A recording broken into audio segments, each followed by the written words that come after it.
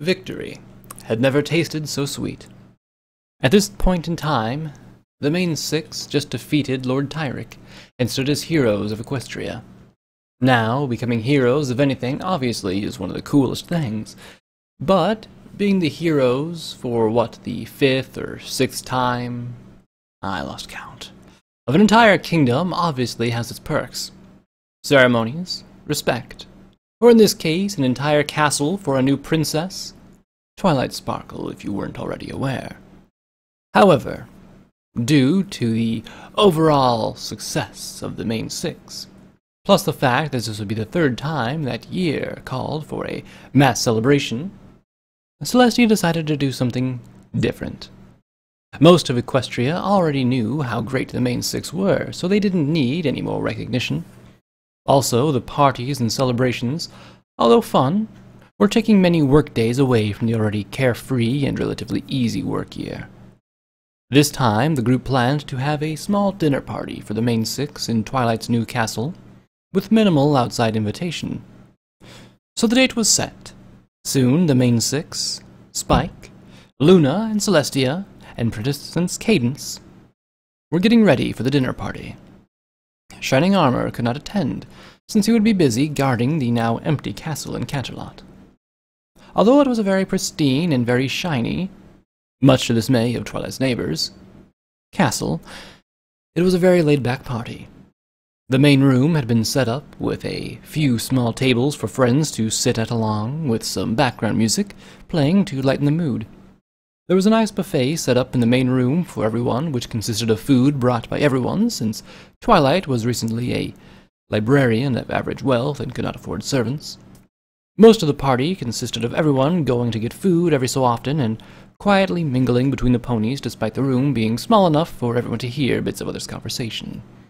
Although it didn't seem like a good party, they were actually enjoying the party odors and a welcome change from the abnormal lives.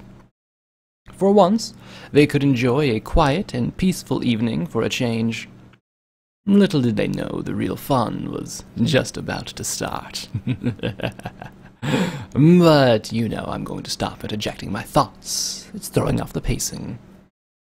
Pinkie Pie, being the party pony she is, decided to be in charge of the aforementioned background music by being the DJ for tonight.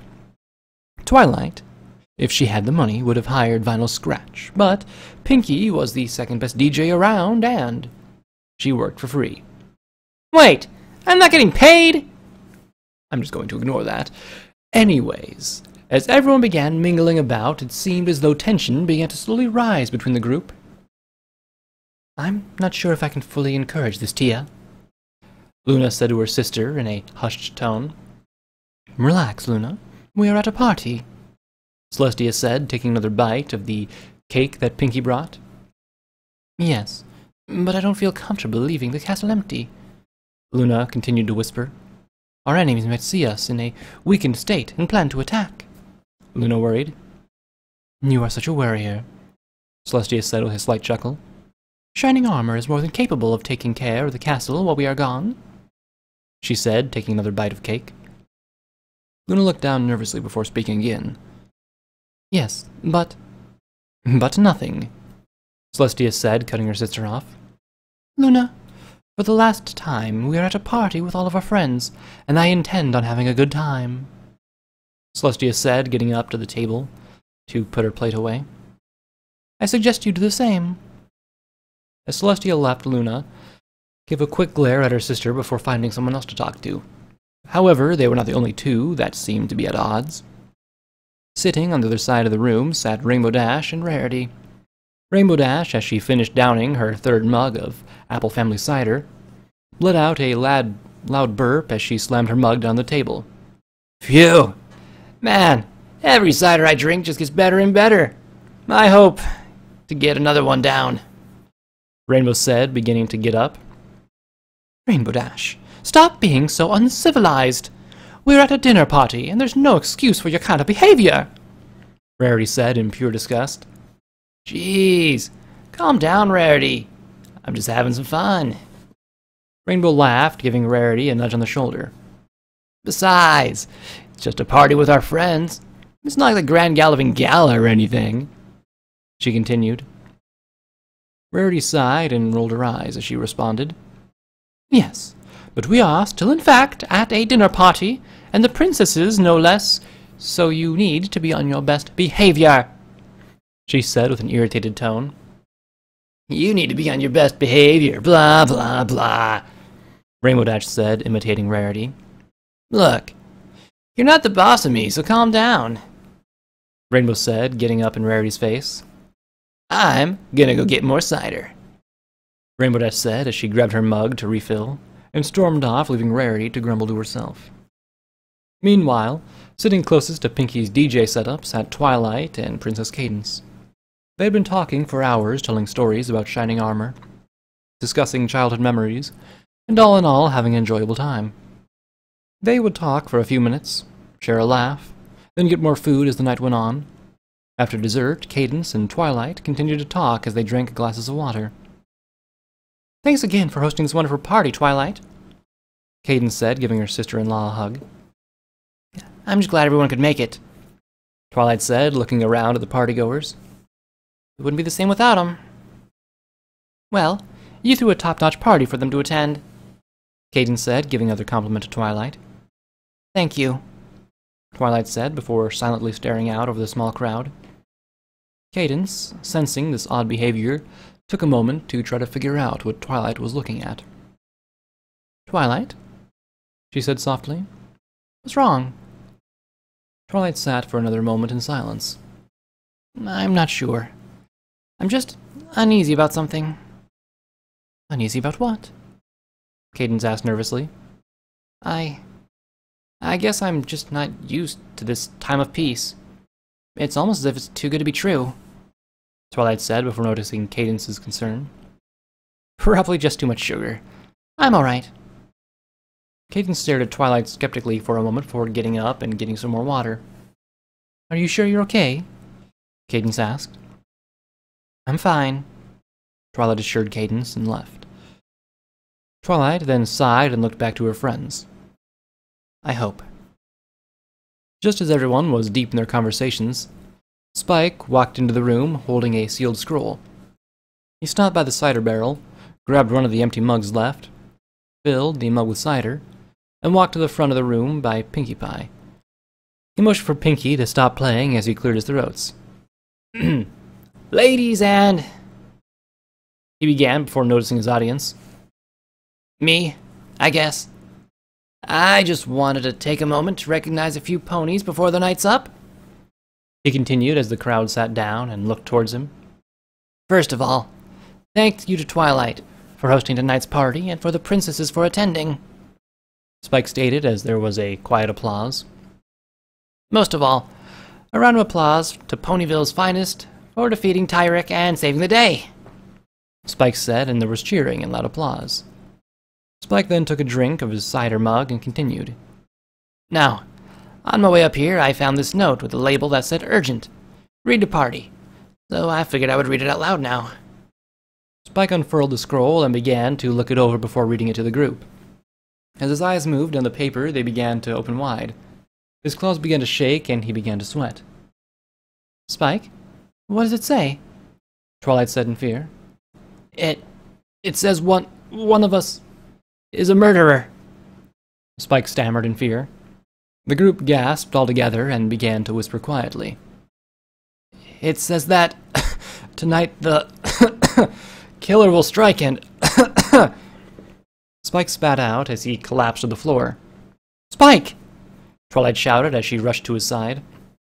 Spike clenched the still spilling cider mug as he looked to the bottom to see his fear. As the rest of the group rushed up to meet him, they heard Spike whisper two short words. Dragon sneeze tree. Spike coughed out before falling limp in Twilight's hooves. No, this can't be happening, Twilight shouted, tears coming to her eyes as she looked down at Spike. Spike, say something! The rest of the group stood in shock at the scene that unfolded in front of them. Luna quietly walked over and put an ear up to Spike's chest. There's no beat, Luna said, much to everyone's horror. He's dead. Dragon Sneeze Tree? Rarity pondered, grabbing the mug. Wait, didn't you say the Spike was allergic to Dragon Sneeze Tree? She said in fear. Yes, Twilight sighed in defeat. But he's never had a reaction like this. She motioned to Spike's body. Are we all forgetting there's a killer on the loose? Pinky shouted, drawing all attention back to the current situation. Twilight, don't you have some sort of panic button? Pinky said, searching frantically. I installed one 2 days ago by the door, but don't touch it. Twilight said, now getting off the floor. Sorry, what was that last part? Pinky said with one hoof on the button already. Suddenly, a siren sounded out of nowhere, taking everyone by surprise. They covered their ears as all the doors and windows locked shut, followed by the formation of a force field around the castle. What the hay just happened? Applejack asked as the siren stopped sounding. Pinkie Pie just trapped us all in here for the night, Twilight said in annoyance. That magical force field is impenetrable and prevents all forms of magic, even including immortality, she said, while staring at the alicorns during the last bit. Well, if there is a killer here, I say we find out who it is and teach him a lesson, Rainbow Dash said, pounding her hooves in rage. Calm down, Rainbow Dash, Celestia interjected. We can't let ourselves get caught up in all of this. Celestia's right, Cadence agreed. We need to shut down the force field. Twilight, you installed it. What can we do? Cadence asked hopefully. Nothing, Twilight said in defeat. Once activated, the force field stays up for 12 hours. None of us are leaving until morning. Great going, Pinky, Rainbow Dash said, pushing Pinky aside. Don't blame me, Pinky whined. Twilight wasn't talking fast enough. You know, I bet you're the killer since you locked us all in here, Rainbow Dash said aggressively, causing Fluttershy to back away slowly. Rainbow Dash, how dare you? Rarity said, completely appalled. It was an accident. Now I think we all need to take a deep breath and cool our heads, Rarity said, quieting down. Before you might want to read this, Fluttershy said, returning to the group. I found it taped to the door, she said, handing the paper to Twilight. It's a poem. 10 Little Ponies? Twilight said, gawking at the title as she began to read. 10 little ponies.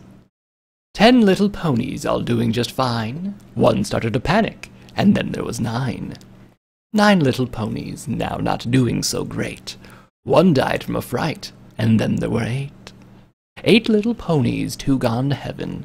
One was dethroned, and then there were 7. 7 little ponies, 1 playing tricks. One opened the wrong door, and then there were 6. 6 little ponies trying to stay alive. One blamed another, and then there were 5. 5 little ponies, 2 dead from a door. And Pony bit the dust, and then there were 4. 4 little ponies, terrified as can be. One tried to fight back, and then there were 3. 3 little ponies, 1 tried to run. The killer defeated, and then there was 1. This is too weird, Cadence says quizzically. I know. Spike's a dragon, not a pony, Pinky added. No. It's weird, because it's outlining things that haven't happened yet, Rainbow Dash said, completing Cadence's thoughts. Why should we listen to some dumb poem? Rarity said, trying to hide her fear. Well, that dumb poem just described what's going to happen, and I don't see anyone with a pencil, pen, or quill, Twilight observed. Also, look at this, Luna said, grabbing both the letter and the poem. These 2 documents have the same hoof writing. So, the same person wrote both of them, Fluttershy said, finishing her thought. Exactly, Luna said, passing the 2 around. I don't recognize this hoof writing, Twilight said, trying to identify the writer. The pony who wrote this does not want someone tracking them down. For obvious reasons, I suppose. So, why don't we just start asking questions and figure out who's responsible for all this? Rainbow Dash said, once again looking for trouble. Rainbow Dash, be careful, Don't make the killer mad, Fluttershy pleaded. Or what? For all we know, you could be the killer. We have to take action, Rainbow Dash said boldly. Look, y'all. One of us is a bloodthirsty killer, and we can't get anywhere by just arguing, alright? Applejack said. The group nodded. So, we just stay in this room and not leave till morning, so the killer can't hurt no one, Applejack reasoned. Yes, but then when we can leave, someone gets away with murder, Celestia concluded. We have to get the killer to show themselves somehow, Rarity suggested. I have an idea, Pinky said, bouncing over to a light switch. I'll turn off the lights, and once the killer strikes, we'll know who they are, she said, pointing a hoof on the switch. Pinky, no! Shouted the group collectively. But it was too late. She turned the lights off, and the entire group screamed collectively. There were fast hoof steps heard, and then, in a moment of silence, Pinky turned the light, after about 30 seconds, to find the entire group had scattered throughout the castle. Oh, this just got much more difficult, Pinky said, shrinking back in fear. One started to panic, and then there were 9.